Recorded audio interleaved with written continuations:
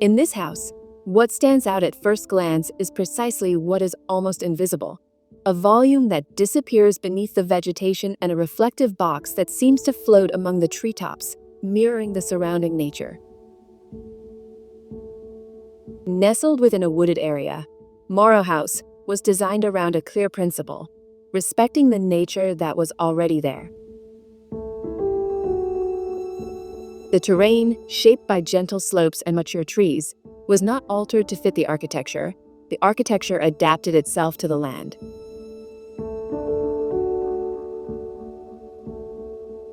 The first move was to lay a wavy concrete mantle, blending it with the terrain and covering it with vegetation. Nearly the entire house lies beneath this structure. By merging with the landscape, the construction vanishes from the urban view, preserving the void that originally existed on the site.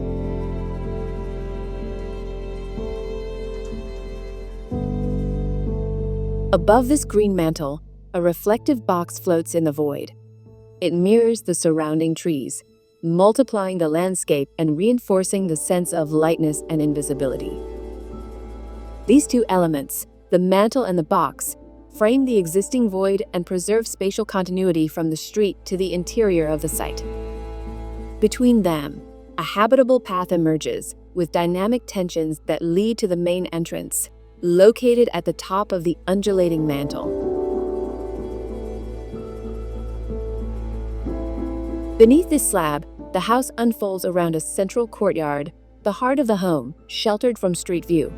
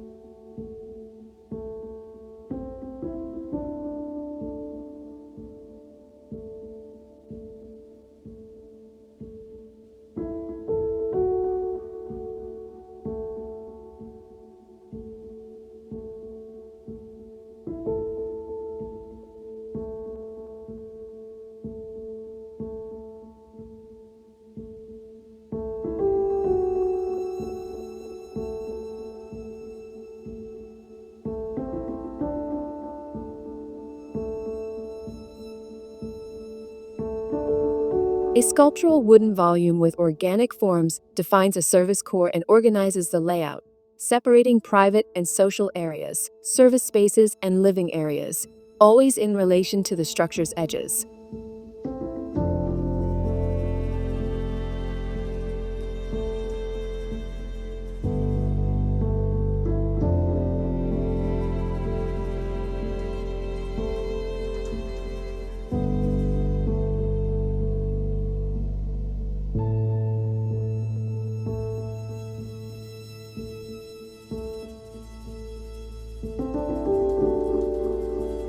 The green roof serves a dual purpose. It protects the lower level from heat and gives the occupied surface back to nature.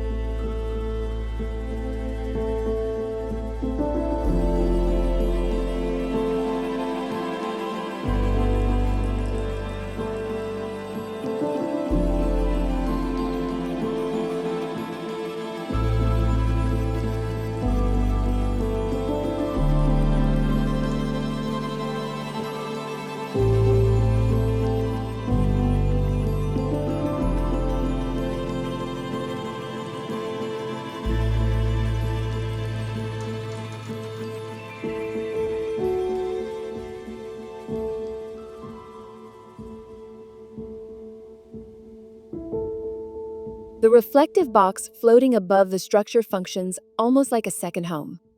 Inside, a compact living room, bedroom, bathroom, and kitchen are arranged, a minimal space for living among the treetops.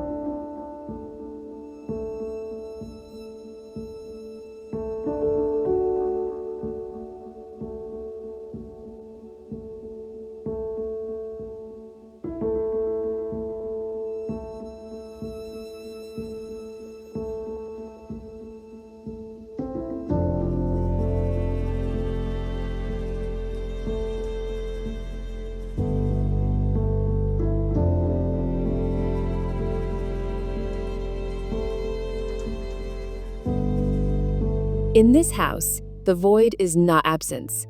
It is the organizing element of the entire composition, the space that gives meaning to the architecture. Instead of occupying, the volumes carve the landscape, shaping spaces between solids and voids. As Jorge Oteiza wrote, "The void is made, it does not exist a priori." And here it takes center stage.